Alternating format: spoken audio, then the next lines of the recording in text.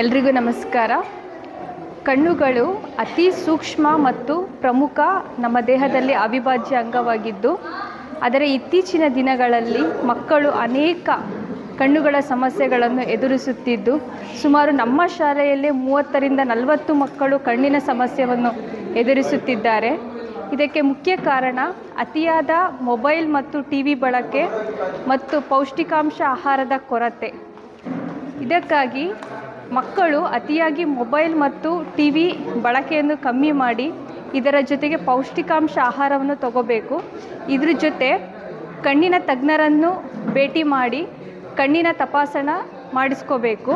ಇದಕ್ಕಾಗಿ ನಮ್ಮ ಶಾಲೆಯಲ್ಲಿ ಇಂದು ಮತ್ತು ನಾಳೆ 2 ದಿನಗಳ ಕಾಲ ನಮ್ಮ ಶಾಲೆಯ ವಿದ್ಯಾರ್ಥಿಗಳಿಗೆ ಮತ್ತು ಪೋಷಕರಿಗೆ ಕಣ್ಣಿನ ತಪಾಸಣಾ ಶಿಬಿರವನ್ನು ಆಯೋಜಿಸಲಾಗಿದೆ. ಇದನ್ನು ಎಲ್ಲ ಪೋಷಕರು ಮತ್ತು ವಿದ್ಯಾರ್ಥಿಗಳು ಸದುಪಯೋಗ ಪಡೆದುಕೊಳ್ಳಬೇಕೆಂದು ಕೇಳುತ್ತೇನೆ. ಮತ್ತು ಈ ಒಂದು ಉತ್ತಮ ಕಾರ್ಯಕ್ರಮವನ್ನು ಆಯೋಜಿಸಿರುವಂತಹ ಡಾಕ್ಟರ್ ಅಗರ್ವಾಲ್ ಐ ಹಾಸ್ಪಿಟಲ್ನವರಿಗೆ ಮತ್ತು ನಮ್ಮ ಶಾಲಾ ಆಡಳಿತ ಮಂದಿಗೆ ಹೃತ್ಪೂರ್ವಕ ಧನ್ಯವಾದಗಳನ್ನು ಅರ್ಪಿಸುತ್ತೇನೆ. ಎಲ್ಲರಿಗೂ ನಮಸ್ತೆ. ನಾನು ಶ್ರೇಯಸ್ ಅಂತ ಡಾಕ್ಟರ್ ಅಗರ್ವಾಲ್ ಐ ಹಾಸ್ಪಿಟಲಿಂದ ಬರ್ತಾಯಿದ್ದೀನಿ. ಇದು ಮುಖ್ಯವಾಗಿ ಕಣ್ಣಿನ ಪರೀಕ್ಷೆ ಮೇಯ್ನ್. ಎಲ್ಲ ಈಗಿನ ಜನಾಂಗಕ್ಕೆ ಕಣ್ಣು ಅನ್ನೋದು ಎಷ್ಟು ಇಂಪಾರ್ಟೆಂಟ್ ಅನ್ನೋದು ಗೊತ್ತಾಗ್ತಾ ಇಲ್ಲ. ಈಗೇನಾದರೂ ಸಣ್ಣ ಪುಟ್ಟ ಗಾಯಗಳಾದರೆ ಕಾಣುತ್ತೆ. ಇವಾಗ ಕೈಯಲ್ಲಿ ಗಾಯ ಆದರೂ ಕಾಣುತ್ತೆ, ಕಾಲಲ್ಲಿ ಗಾಯ ಆದರೂ ಕಾಣುತ್ತೆ. ಕಣ್ಣಿಂದು ಗೊತ್ತಾಗೋದಿಲ್ಲ, ಯಾಕಂದರೆ ಅದು ಗ್ರ್ಯಾಜುಯಲಿ ಕಮ್ಮಿ ಆಗುತ್ತೆ ಹೊರತು ಇಮಿಡಿಯೇಟ್ ಕಣ್ಣಾಗಲ್ಲ. ಇಮಿಡಿಯೇಟ್ ಅಂತೂ ಕಮ್ಮಿ ಆಗೋದಿಲ್ಲ. ಸೊ 40 ವರ್ಷ ಮೇಲ್ಪಟ್ಟವರು ಉಚಿತ ಎಲ್ಲೇ ಆಗಲಿ ಕಣ್ಣಿನ ತಪಾಸಣೆ ಅನ್ನೋದು ವರ್ಷಕ್ಕೊಮ್ಮೆ ಮಾಡಿಸ್ಕೊಳ್ಳೇಬೇಕು. ಯಾಕಂದರೆ ಈಗಿನ ಫುಡ್ಡು, ಈಗಿನ ಪ್ರೋಟೀನ್ಲೆಸ್ ಫುಡ್ಡು, ಈಗಿಂದು ಎಲ್ಲ ಫುಡ್ಗೂ ಔಷಧಿ ಅನ್ನೋದು ಹೊಡೆದುಕೊಂಡು ಎಲ್ಲ ಫುಡ್ಡೂ ಅಷ್ಟೊಂದು ಇದು ಸಿಗ್ತಾಯಿಲ್ಲ. ಸೊ ಪ್ರೋಟೀನು ಯಾವುದೂ ಸಿಗ್ತಾಯಿಲ್ಲ. ಅದರಿಂದ ಹೆಸರಾಂತ ಅಗರ್ವಾಲ್ ಹಾಸ್ಪಿಟಲು ಕರ್ನಾಟಕದಲ್ಲಿ ಸುಮಾರು 200 ಬ್ರ್ಯಾಂಚಸ್ ಇದೆ. ತುಮಕೂರಲ್ಲಿ 1 ಬ್ರ್ಯಾಂಚಸ್ ಇದೆ. ಬೆಂಗಳೂರಲ್ಲಿ 18ರಿಂದ 20 ಬ್ರ್ಯಾಂಚಸ್ ಇದೆ.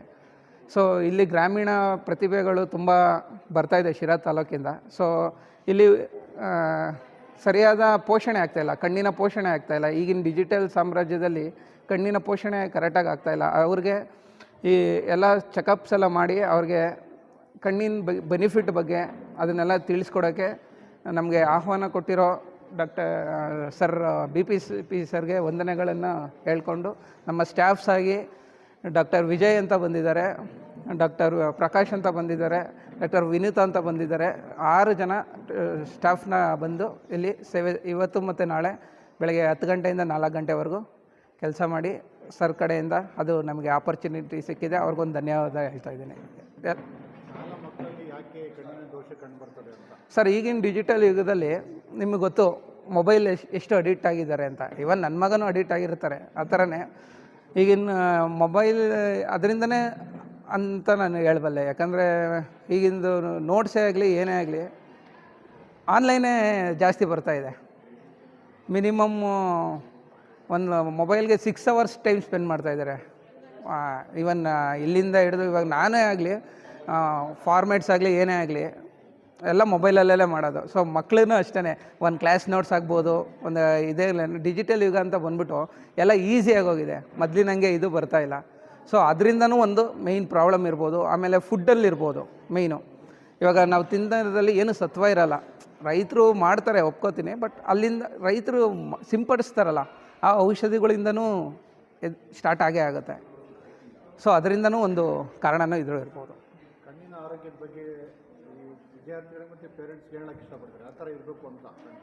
ಸರ್, ಮಿತವಾಗಿ ಬೆಳೆಸ್ಬೇಕಷ್ಟೇ. ಮೊಬೈಲ್ನಾಗಲಿ ಟಿ ವಿ ಆಗಲಿ ಮಾಡಬಹುದು, ಎಲ್ಲ ಮಿತವಾಗಿರಬೇಕು. ಏನೇ ಆದ್ರೂ ಇವಾಗ ಊಟ ಎಷ್ಟು ತಿನ್ನಬೇಕೋ ಅಷ್ಟೇ ತಿನ್ನಬೇಕು. ಅದೇ ಥರ ಎಲ್ಲದ ವಿಷಯದಲ್ಲೂ ಅಷ್ಟೇ ಮಿತವಾಗಿರಬೇಕು. ಇವಾಗ ಕಣ್ಣು ನಿಮಗೆ ನನಗೆ ನೋವಾಗ್ತಿದೆ ಅಂತ ಅದು ಕಣ್ಣು ಯಾವತ್ತೂ ಹೇಳ್ಕೊಳೋದಿಲ್ಲ. ಇವಾಗ ಕಾಲಲ್ಲಿ ಕೈಯಲ್ಲಿ ಗಾಯ ಆದರೆ ಅದು ನೋವಾಗ್ತಾ ಇರುತ್ತೆ, ನಿಮಗೆ ಗೊತ್ತಾಗ್ತಾ ಫೀಲ್ ಆಗ್ತಾ ಇರುತ್ತೆ. ಬಟ್ ಕಣ್ಣಿಂದ ನಿಮ್ಗೆ ಹಂಗೆ ಗೊತ್ತಾಗ್ತಾ ಇರೋಲ್ಲ. ಅದು ವಯಸ್ಸಾದಮೇಲೆ ನಿಮಗೆ ಗೊತ್ತಾಗೋದು. ಅದು 40 ವರ್ಷ ಆದಮೇಲೆ ನಿಮಗೆ ಪೊರೆ, ಆಮೇಲೆ ಸೈಟ್ಸು, ನಿಮಗೆ ರಿಫ್ರ್ಯಾಕ್ಷನ್ ಕಾಣೋದಿಲ್ಲ. ಸೊ ಅದರಿಂದ ನಿಮ್ಗೆ ಆವಾಗಲೇ ಗೊತ್ತಾಗೋದು. 40 ವರ್ಷವರೆಗೂ ನಿಮ್ಗೇನೂ ಗೊತ್ತಾಗೋಲ್ಲ. ಅದಕ್ಕೆ ಚಿಕ್ಕ ವಯಸ್ಸಿಂದಲೇ ಇವನ್ನೆಲ್ಲ ಕಮ್ಮಿ ಮಾಡ್ಕೊಂಬಂದರೆ ಅದು ಕಂಟ್ರೋಲಲ್ಲಿ ಇರುತ್ತೆ. ಆಮೇಲೆ ಡಯಾಬಿಟಿಕ್ ಪೇಷಂಟ್ಸು ಪ್ಯೂರ್ಲಿ ಅವರು ತುಂಬ ಕೇರ್ಫುಲ್ಲಾಗಿರಬೇಕು. ಯಾಕಂದರೆ ಡಯಾಬಿಟಿಕ್ ರೆಟಿನೋಪತಿ ಅನ್ನೋದು ಈಗ 25-30 ವರ್ಷದಿಂದನೇ ಸ್ಟಾರ್ಟ್ ಆಗ್ತಾಯಿದೆ. ಅವ್ರಿಗೆ ರಿಫ್ರ್ಯಾಕ್ಷನ್, ಅವ್ರಿಗೆ ಕಣ್ಣಿಂದು ಇದೇ ವಿಷನೇ ಬೇಗ ಲಾಸ್ ಆಗುತ್ತೆ.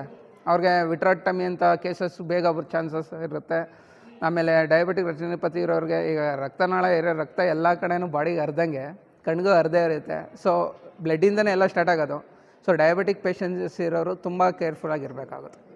ಈ ಮಧ್ಯೆ ಮಕ್ಕಳಿಗೆ ಏನಾದರೂ ಸೆಲೆಕ್ಷನ್ ಆದರೆ ಕಣ್ಣಿನ ಏನೋ ಅಥವಾ ಏನಾದರೂ ಬಂದಿದೆ ಅಂತ ಅಂದರೆ ಓಕೆ ಶಸ್ತ್ರಚಿಕಿತ್ಸೆ ನೀವು ಉಚಿತವಾಗಿ ಮಾಡ್ತೀರಾ ಅಥವಾ ಏನಾದರೂ ಸಜೆಷನ್? ಸರ್, ನಮ್ಮದು ಕಾರ್ಪೊರೇಟ್ ಸಿಸ್ಟಮಿಂದ ಉಚಿತವಾಗಿಲ್ಲ, ಅವ್ರಿಗೆ ಡಿಸ್ಕೌಂಟ್ಸ್ ಆಗಿ ನಾನು ಕಂಪ್ನಿ ಪರವಾಗಿ ನಾನೇ ಇದನ್ನು ಮಾಡಿಕೊಂಡು ಅಪ್ರೂವಲ್ ತೊಗೊಂಡು ಅವ್ರಿಗೆಲ್ಲ ಡಿಸ್ಕೌಂಟ್ಸ್ ಆಗಿ ಮಾಡಿಕೊಡ್ತೀನಿ. ಯಶಸ್ವಿನಿ ಕಾರ್ಡ್ ಇರೋರಿಗೆ ಬರೀ 3,000ರಿಂದ 4,000 ರೂಪಾಯಿ ಒಳಗಡೆ ಮಾಡಿಕೊಡ್ತಾ ಇದ್ದೀವಿ.